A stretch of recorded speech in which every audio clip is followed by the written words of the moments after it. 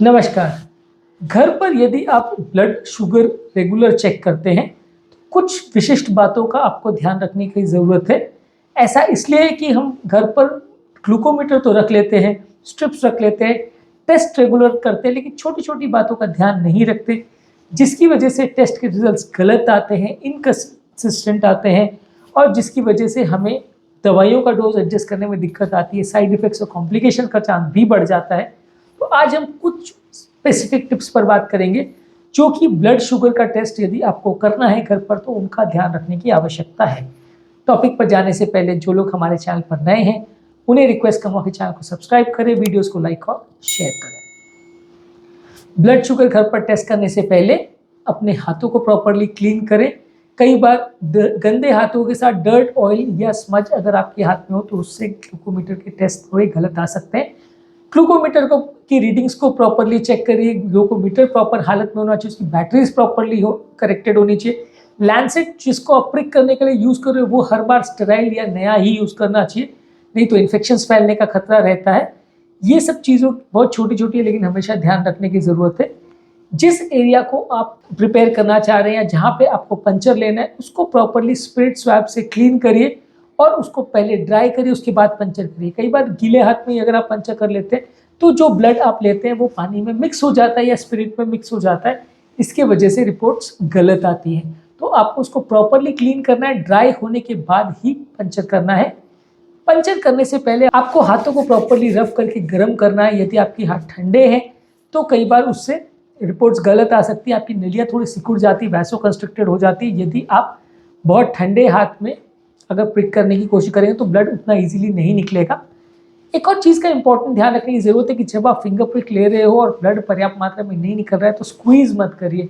आप अगर उंगली को दबाते हैं तो आपका ब्लड सैंपल इनएक्यूरेट होने के चांस ज़्यादा है। हमेशा ये माना जाता है कि जो आप लैंसेट से प्रिक करते हैं वो एक ड्रॉप ब्लड उसमें अपने आप से आ जाना चाहिए और उसको बहुत ज़्यादा अगर आपको दबाने की ज़रूरत पड़ेगी तो बॉडी के थोड़े अंदर के फ्लूइड्स वगैरह उसमें आके मिल जाते हैं, जिसकी वजह से आपकी रिपोर्ट कई बार गलत आती है।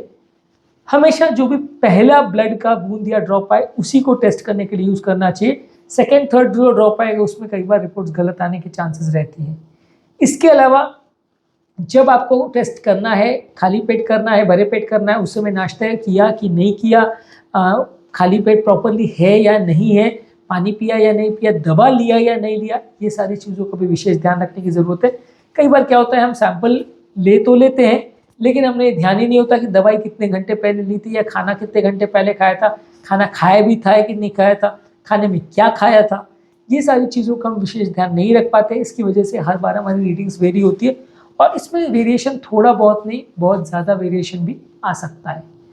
जो भी आपके सिम्टम्स हैं जब आप ब्लड शुगर टेस्ट कर रहे हैं उसका ध्यान रखिए। यदि आपको घबराहट, पसीने, चक्कर वगैरह आ रहे हैं और उस समय आपका शुगर लेवल आप चेक कर रहे हो तो आप मान के चल रहे हो कि आपको हाइपोग्लाइसीमिया के सिम्टम्स है, तो उसका आपको उस तरह से मॉनिटरिंग करनी है सिम्टम्स की। तो जिस समय आप ब्लड शुगर का सैंपल दे रहे हैं उस समय आपको भूख लग रही थी या नहीं लग रही थी, हाइपोग्लाइसीमिया था या नहीं था, सिम्टम्स थे या नहीं थे, उसका विशेष ध्यान रखने की ज़रूरत है। जो भी ब्लड टेस्ट का सैंपल आप ले रहे हैं उसका प्रॉपर रिकॉर्ड्स मेंटेन करिए। कई तो डिवाइसेस में ही सेव हो जाता है, नहीं भी हो रहा है तो डे और टाइमिंग के हिसाब से आपके डायरी में एंट्री रखिए कि आपने कितना टाइम पर सैंपल दिया और उसमें आपने क्या क्या चीज़ों का ध्यान रखा, उस समय आपने दवाई खाई थी कि नहीं खाई थी, खाना खाया था नहीं खाया था, थोड़ा बहुत एंट्री अगर आप रखेंगे तो अच्छा रहेगा। जो भी सप्लाईज आप रख रहे हो मेडिसिन वगैरह की या जो भी सप्लाईज आप लैंसेट की या ग्लूकोमीटर की स्ट्रिप्स वगैरह की रखे हो उनको प्रॉपरली क्लीन रखिए, उसमें कोई इन्फेक्शन वगैरह नहीं होना चाहिए। जब आप हाथ को प्रिकिंग के लिए यूज़ कर रहे हो तो उसमें भी कोई क्रीम, लोशंस या ऐसे सब्सटेंसेस नहीं होनी चाहिए जो आपके रिजल्ट्स को चेंज कर सके। आपकी सारी सप्लाईज और मेडिसिन जो है सेपरेटली रखी होनी चाहिए क्योंकि इसमें कई बार कंटैमिनेशन होने का चांस रहता है। ब्लड टेस्टिंग करने से पहले पानी पर्याप्त मात्रा में पिया होना चाहिए। बॉडी का हाइड्रेशन अगर कम हो तो कई बार ब्लड अच्छे से नहीं आता है डिहाइड्रेटेड बॉडी में, तो आपका हाइड्रेशन प्रॉपर मेंटेन होना चाहिए। टेस्ट करने के बाद मेडिकल प्रॉपर नोट्स वगैरह लिखने के बाद जो भी आपके डिस्पोजेबल्स हैं उनको प्रॉपरली आपको डिस्पोज करना चाहिए। सारा इक्विपमेंट आपका प्रॉपर चेक होना चाहिए, मीटर्स वगैरह चेक होने चाहिए, कैलिब्रेशन मीटर का चेक होना चाहिए। आपकी जो लैंसेट है या जो आपके स्ट्रिप्स वगैरह हैं उनकी एक्सपायरी डेट टेस्ट होनी चाहिए। तो ये सारी चीज़ें थोड़ा ध्यान रखने की ज़रूरत है। इसके अलावा ज़रूरी ये है कि हमेशा एक ही पर्टिकुलर उंगली पे या एक ही पर्टिकुलर साइड पे बार बार पंचर नहीं करें, उसको बार बार चेंज करते रहें। इससे भी रिजल्ट्स पे कई बार फर्क पड़ता है। आप एक ही उंगली में करोगे तो उसमें कई बार इन्फेक्शन होने का या ज़्यादा घाव अगर होने का चांस हो जाता है, तो अलग अलग फिंगर्स पे अलग अलग जगह से आप ब्रेक या पंचर करें तो अच्छा है। जो भी डिवाइस आप यूज़ कर रहे हैं उसका प्रॉपरली मैनुअल आपको पढ़ा हुआ या पता होना चाहिए। टेस्ट करने से पहले प्रॉपरली आप रिलैक्स्ड हो, दिमाग शांत हो, बहुत ज़्यादा स्ट्रेस हार्मोन्स बॉडी में नहीं हो, नहीं तो वो भी आपके वैल्यूज़ को अफेक्ट कर सकती हैं। इसके अलावा आप जिस तरह से टेस्ट कर रहे हो उसमें कितना नॉर्मल है कितना अबनॉर्मल है, ये सारी चीज़ें आपको पता रहनी चाहिए।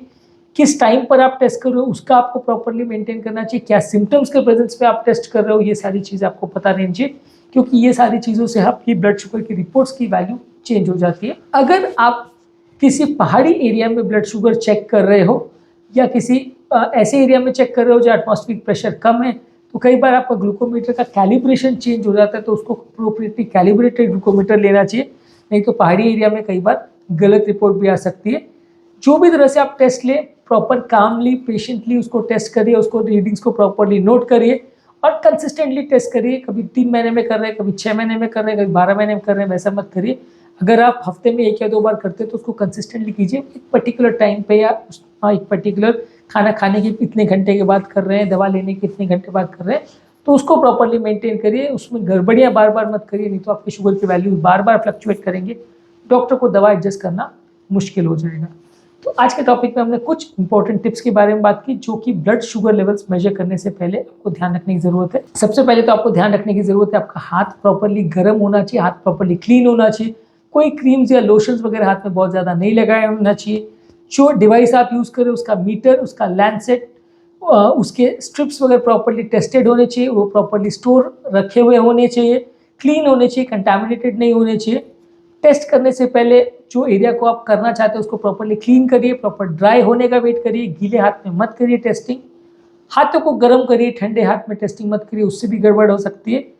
ब्लड टेस्ट करने से पहले उंगली को दबाए नहीं, ब्लड को निकालने का प्रयास मत करिए। हमेशा फर्स्ट ड्रॉप ऑफ ब्लड जो आए उसको ही टेस्टिंग के लिए यूज़ करिए। जो भी सिम्टम्स हो रहे हैं उसको प्रॉपरली नोट करिए। जो भी खाना आपने खाया, नाश्ता वगैरह किया, दवाई के कितने घंटे के बाद टेस्ट किया, उसको प्रॉपरली नोट करिए। टाइम के गाइडलाइंस और खाने की गाइडलाइंस को प्रॉपरली फॉलो करिए। सप्लाईज को प्रॉपरली क्लीन रखिए और कंटामिनेंट से उसको बचा के रखिए। जो भी डिवाइस वगैरह आप यूज़ कर रहे हो उसको प्रॉपरली कैलिब्रेटेड होना चाहिए, खासकर अगर आप पहाड़ी एरिया वगैरह में यूज़ कर रहे हो तो प्रॉपरली कैलिब्रेटेड डिवाइस होनी चाहिए।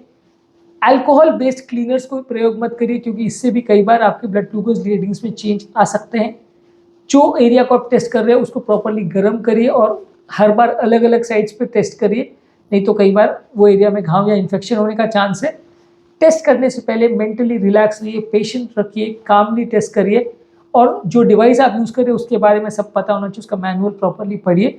जो भी जगह पे आप टेस्ट कर रहे हो, जिस टाइम पे टेस्ट कर रहे हो उसको कंसिस्टेंटली उसी टाइम पर करिए, अदरवाइज आपके रिपोर्ट्स कई बार गड़बड़ आ सकते हैं। या अगर आप टाइम चेंज भी कर रहे हैं तो टाइम के हिसाब से भी थोड़ा अलग अलग टाइम में आप किस टाइम पे चेंज किया या चेक किया उसकी रीडिंग रिकॉर्डिंग मेंटेन होनी चाहिए।